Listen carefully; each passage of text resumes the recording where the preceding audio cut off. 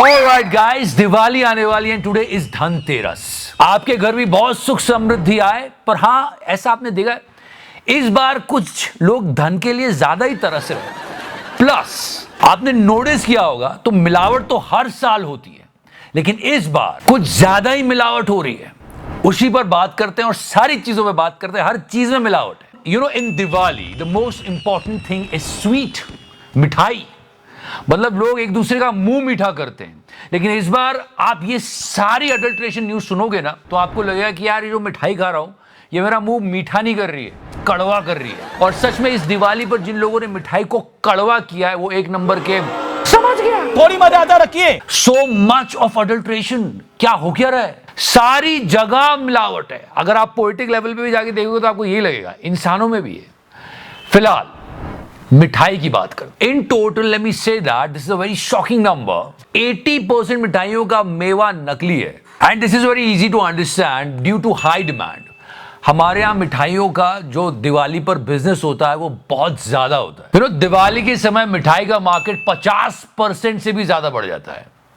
हमारे देश में दिवाली पर 1.8 ट्रिलियन रुपीस के गिफ्ट्स एक्सचेंज होते हैं, और उसमें सबसे ज्यादा परसेंटेज होता है मिठाई का, स्वीट्स का। सोचो, आप एक्सपेंसिव बॉक्स ऑफ स्वीट्स किसी को गिफ्ट करते हो and later on the person will say यार टेस्ट बड़ा खराब था। और ये हो सकता है क्योंकि मैंने आपको बताया 80% मेवा इस बार जो मिठाइयों में इस्तेमाल किया है वो नकली है। तो इस बार दिवाली पर अपना मुंह लोग मीठा नहीं, कड़वा कर रहे हैं।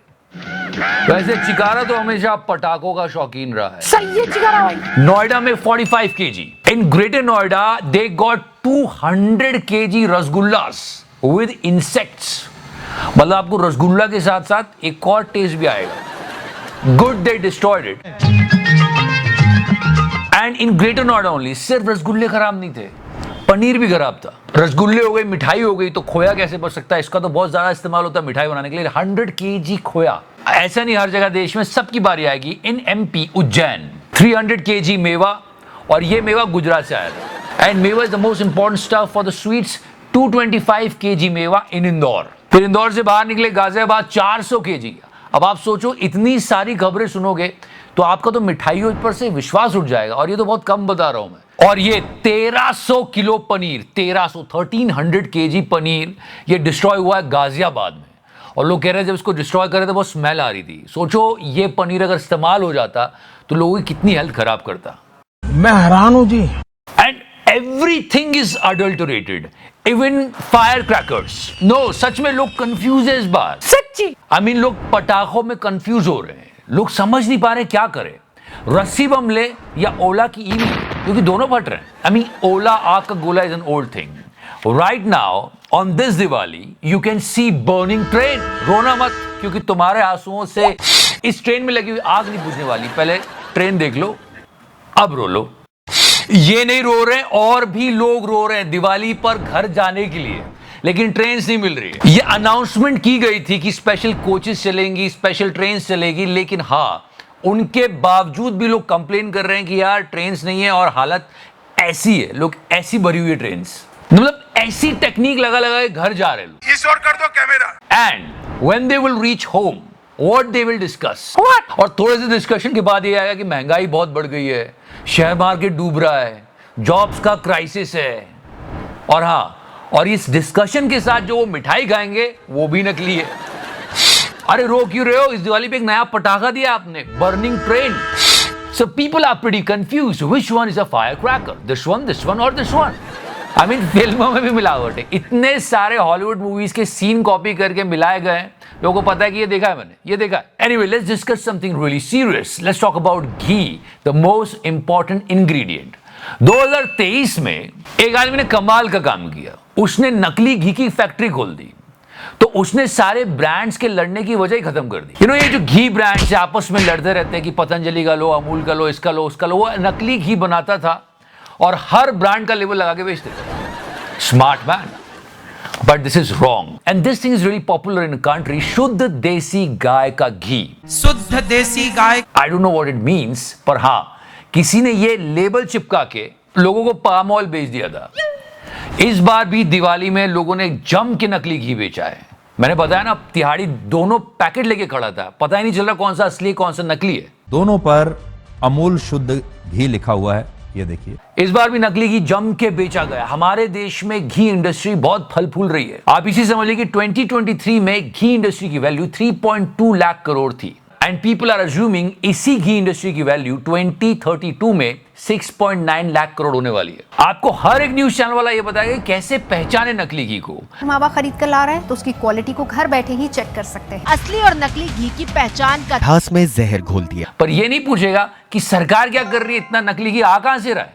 ये सारे डिस्कशंस भूल के गेस करो हमारा मीडिया किस बारे में बात कर रहा है। किस बारे में गेस तो करो, वाइल्ड गेस। सोच ले सब कुछ जो आपने सोचा वो नहीं है।